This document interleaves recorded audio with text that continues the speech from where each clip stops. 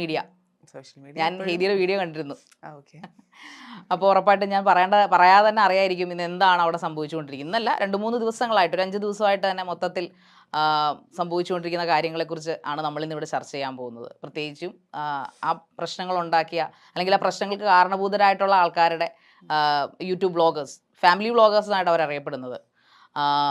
പ്രവീൺ പ്രണവ് എന്നറിയപ്പെടുന്ന ഒരു ഫാമിലി വ്ളോഗേഴ്സാണ് അവർ ഭയങ്കരമായിട്ടുള്ള കോൺട്രവേഴ്സിയാണ് ഉണ്ടാക്കിയിരിക്കുന്നത്. അപ്പോൾ ഞാനിന്ന് ഹെയ്ദിയുടെ വീഡിയോ കണ്ടിരുന്നു. ഞാനത് ഫോളോ ചെയ്യുന്ന ഒരാളാണ്, താങ്കളുടെ യൂട്യൂബ് ചാനൽ. അപ്പോൾ അതിൽ ഇന്ന് കുറേ യൂട്യൂബേഴ്സ് അതിൽ വന്നിട്ട് ഭയങ്കരമായിട്ടുള്ള ക്രിറ്റിസിസവും വന്ന് ചാനലിൽ നിന്ന് അങ്ങോട്ട് മെഴുകുക എന്നൊക്കെ പറയത്തില്ല, അതുപോലെ അങ്ങോട്ടിരുന്ന് പറയുകയാണ്. അവർ എന്താണ്, അതായത് രണ്ട് കൂട്ടരുത്, അവരുടെ ഫാമിലി മൊത്തത്തിൽ രണ്ടായി മാറി. അതായത് ഭയങ്കര സന്തുഷ്ട ഫാമിലിയിൽ നിന്ന് കഴിഞ്ഞ കുറച്ച് വർഷങ്ങളായിട്ട് ജനങ്ങളുടെ മുമ്പിൽ കാണിച്ചിരുന്ന ഈ പറയപ്പെടുന്ന ഫാമിലി, ഈ പ്രവീണിൻ്റെ ഫാമിലി, അത് രണ്ടായിട്ട് മാറി. പുള്ളിക്കാരൻ്റെ അനിയനും ഫാമിലിയും, അച്ഛനും അമ്മയും ഒരു സൈഡിൽ, പുള്ളിക്കാരനും വൈഫും ഒരു സൈഡിൽ എന്ന നിലയിൽ ആദ്യം ഒരു കുഞ്ഞ് ഫാമിലി വഴക്കെന്ന നിലയിൽ ആൾക്കാരെ കാണിപ്പിച്ചിരുന്ന സംഭവം ഇപ്പോൾ ഭയങ്കരമായിട്ടുള്ള ഒരു കണ്ടന്റ് ക്രിയേഷൻ പോലെ അങ്ങ് കിടന്ന് തിരമാല പോലെ കിടന്ന് ആടിക്കൊണ്ടിരിക്കുകയാണ്. അപ്പോൾ അതിൽ നിന്ന് പലരും പല കാര്യങ്ങളും പറയുന്നുണ്ടെങ്കിലും താങ്കളുടെ കമൻസും കാര്യങ്ങളും ഒക്കെ ഞാൻ ശ്രദ്ധിച്ചിരുന്നു. അതിലെ ഒരു കോൺട്രവേഴ്സിയെക്കുറിച്ച് അല്ലെങ്കിൽ ആ വിഷയം എന്താണ് താങ്കൾക്ക് അതിനെക്കുറിച്ച് പറയാനുള്ളത്? എന്തൊരു പ്രശ്നം വന്നു കഴിഞ്ഞാൽ എന്നാലും നമ്മൾ ഇരയോടൊപ്പം നിൽക്കുക എന്നുള്ളതാണ് എൻ്റെ ഒരു പോളിസി, എൻ്റെ ഒരു പൊളിറ്റിക്സ്. അപ്പം ഈ പറഞ്ഞ പോലെ ഗർഭിണിയായ ഒരു സ്ത്രീയെ രാത്രിയിൽ അല്ലെങ്കിൽ വീട്ടിൽ നിന്നും ഡെലിവറി ഡേറ്റ് അടുത്ത് നിൽക്കുന്ന സമയത്ത് തന്നെ ഇറക്കി വിടുക, അവർക്ക് മെൻ്റൽ ബ്രേക്ക് ഡൗൺ നൽകുക, ഇമോഷണലി അവരെ ഇമോഷൻസിനെ കൺസിഡർ ചെയ്യാണ്ട് അവരെ ഫിസിക്കലി എന്താ പറയുക ഡൊമസ്റ്റിക് വയലൻസ് പോലുള്ള കാര്യങ്ങളിലേക്കൊക്കെ പോകുമ്പോൾ അതിനെ ഒട്ടും ടോളറേറ്റ് ചെയ്യാൻ പറ്റുന്നതല്ല. കാരണം ഇത്രയും വ്യൂവർഷിപ്പ് ഉള്ള ഒരു ചാനലിൽ വളരെ ഹാപ്പി കോണ്ടൻസ് കമ്മ്യൂണിക്കേറ്റ് ചെയ്യുന്ന, ഹാപ്പി കോണ്ടൻസ് ആൾക്കാരിലേക്ക് എത്തിക്കുന്ന, അതിലൂടെ പല കാര്യങ്ങളും അവർ പറഞ്ഞു പോകുന്നുണ്ട്. അപ്പോൾ ആൾക്കാരെ ഇൻഫ്ലുവൻസ് ചെയ്യുന്നത് ചെറിയ രീതിയിലൊന്നും അല്ല. അപ്പം അത്രയും നല്ല രീതിയിൽ എല്ലാവരും ഭയങ്കര ഇൻസ്പയർ ചെയ്തുകൊണ്ടിരുന്ന, ഭയങ്കര, ഞാനൊക്കെ സത്യം പറഞ്ഞു കഴിഞ്ഞാൽ എന്ത് അടിപൊളി ഫാമിലിയാണ്, ഭയങ്കരമായിട്ട് മനസ്സിനൊരു സന്തോഷം നൽകുമായിരുന്നു അവരുടെ വീഡിയോസ് കാണുമ്പോൾ. പെട്ടെന്നൊരു പോയിന്റിൽ ഫാമിലി സ്പ്ലിറ്റ് ആകുന്നു. സാധാരണ നമ്മൾ ഈ കേട്ട് പഴക്കമുള്ള കാര്യങ്ങളാണ്, കല്യാണം കഴിഞ്ഞ് കഴിഞ്ഞെന്നാൽ മൂത്ത മോനും മരുമകളും മാറിപ്പോകും എന്നൊക്കെ പലരും പറഞ്ഞൊക്കെ കേട്ടിട്ടുണ്ട്. പക്ഷെ അതൊക്കെ ശരിക്കും ഇങ്ങനെ വളരെ റിയലിസ്റ്റിക് ആയിട്ട് ഇവർ കാണിക്കുമ്പോൾ സത്യം പറഞ്ഞാൽ സങ്കടം തോന്നുന്നു. അതിൽ ഏറ്റവും സങ്കടം തോന്നിയത് അവർക്ക് ഫിസിക്കൽ അബ്യൂസ് നേരിട്ടതിൽ ആണ്. കാരണം ദേഹോപദ്രവം ഏറ്റിട്ടുണ്ട്, അതുപോലെ തന്നെ ഗർഭിണിയായ ഒരു സ്ത്രീ, അതാണ് നമ്മൾ ഏറ്റവും കൂടുതൽ പരിഗണിക്കേണ്ട ഒരു കാര്യം. ബാക്കി എല്ലാ ഫാമിലി പ്രശ്നങ്ങളും സർക്കംസ്റ്റാൻസസും ഒക്കെ നമുക്ക് മനസ്സിലാക്കാൻ പറ്റുന്നതാണ്. പക്ഷെ ഇത് ഇങ്ങനെയൊക്കെ നേരിടുന്നത് നമ്മൾ സോഷ്യൽ മീഡിയയിൽ വന്ന് പറയുമ്പോൾ അവരെ അത്രയും ഇഷ്ടപ്പെട്ടിരുന്ന, അവരെയും അത്രയും ആരാധനയോടെ കണ്ടിരുന്നാൽ അവർ ഇൻഫ്ലുവൻസ് ചെയ്യുന്ന ഒരു ഗ്രൂപ്പ് ഓഫ് ആൾക്കാരുണ്ട്. അവരിലേക്ക് എത്തുന്ന മെസ്സേജ് ഭയങ്കര കോംപ്ലിക്കേറ്റഡ് ആയിട്ടുള്ള ഒരു കാര്യമാണ്. സോ അങ്ങനെ ആ കുട്ടിക്ക് നേരിട്ടതിൽ ഭയങ്കര ക്ഷമ, അതുപോലെ തന്നെ മോർ പവർ ടു ഹെർ. അതാണ് ഈ ഒരു അവസരത്തിൽ പറയാനുള്ള മെയിൻ ആയിട്ടും. ഹെയ്ദി ശരിക്കും ആ പ്രണവിനെയും പ്രവീണിനെയും വൈഫിനെയും, അതായത് മൃദുല എന്നറിയപ്പെടുന്ന ആ പെൺകുട്ടിയെയും ഒരു ഇരയായിട്ട് കണക്കാക്കുന്നു.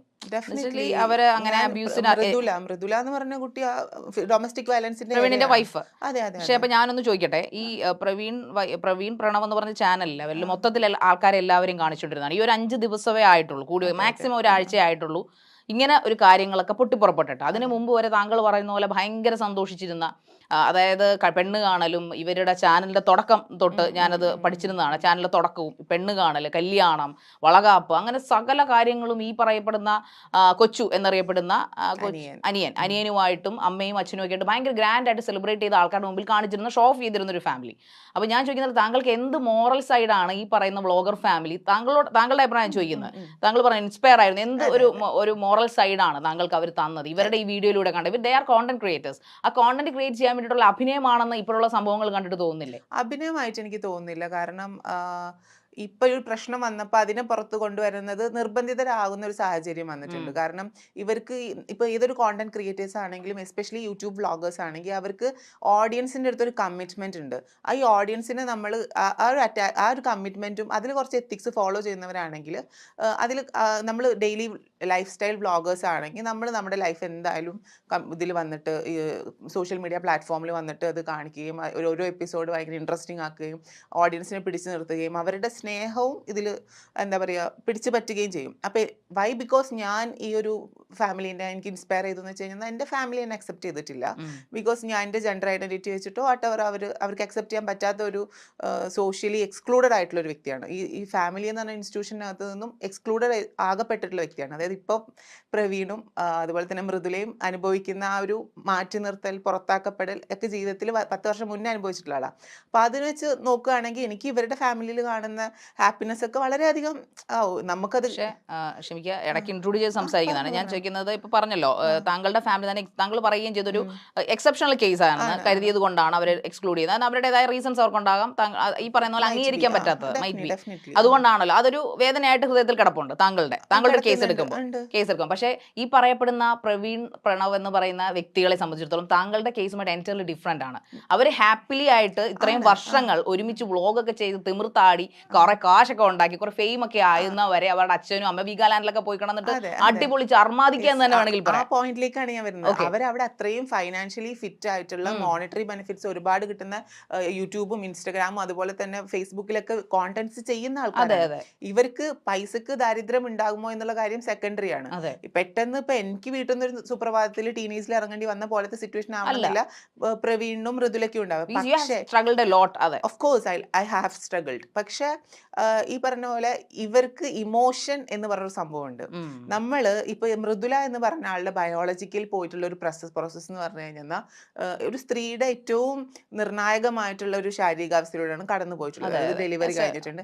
സോ ഒബിയസ്ലി അവിടെ പോസിബിലിറ്റി ഉള്ള കാര്യമാണ് പോസ്റ്റ് പാർട്ടം ഡിപ്രഷൻ. അപ്പൊ ഈ പോസ്റ്റ് പാർട്ടം ഡിപ്രഷൻ വരാൻ ചാൻസ് ഉള്ള ഒരു വ്യക്തിക്ക്, അതായത് പ്രസവം കഴിഞ്ഞ് ആദ്യം കിട്ടേണ്ട ഒരു കെയറും അതുപോലെ തന്നെ ഒരു സമാധാനവും ഒക്കെ നശിപ്പിച്ചുകൊണ്ട് ഉറക്കം കിട്ടാതെ വീട്ടിൽ നിന്ന് വീട് വിട്ട് ഇറങ്ങി ആരുടെ കൂടെയായിരുന്നു കംഫർട്ട് സോൺ, ആ കംഫർട്ട് സോണിൽ നിന്നും ഒരു കോൺഫ്ലിക്റ്റ് സംഭവിച്ച് പുറത്തേക്ക് വന്നിട്ട് പിന്നീട് സമാധാനമല്ലേ എല്ലാവർക്കും ഇമ്പോർട്ടൻറ്റ്. ഇപ്പൊ ഈ ഏതൊരു യുദ്ധം എടുത്ത് നോക്കിയാലും സമാധാനത്തിന് വേണ്ടി നടന്നതായിട്ടാണ് ഞാൻ. തീർച്ചയായിട്ടും താങ്കൾ പറയുന്നത് വളരെ കറക്റ്റ് ആണ്. പക്ഷേ സാധ്യ അതിൽ പറയുന്ന ഒരു പോയിന്റ് എന്ന് വെച്ച് കഴിഞ്ഞാൽ 9 മാസം വരെയും അവരുടെ വീട്ടിൽ തന്നെ ആയിരുന്നു. അതിനു മുമ്പ് വരെ, അതായത് 8.5 മാസം വരെയും വളകാപ്പ് വരെയും അവർക്ക് ഒരു പ്രശ്നങ്ങളും ഉണ്ടായിരുന്നില്ല. അവർ കാണിക്കുന്നത് അങ്ങനെയാണ്.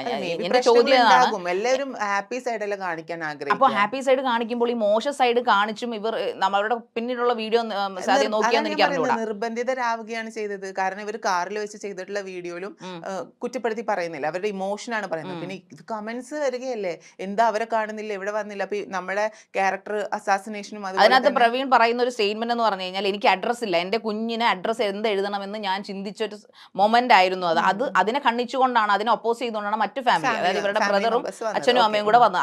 അതിനുശേഷമാണ് ഈ പറയപ്പെടുന്ന പ്രവീൺ എന്ന് പറഞ്ഞ വ്യക്തി ഈ അബ്യൂസിന്റെ വീഡിയോ പുറത്തിരുന്നത്.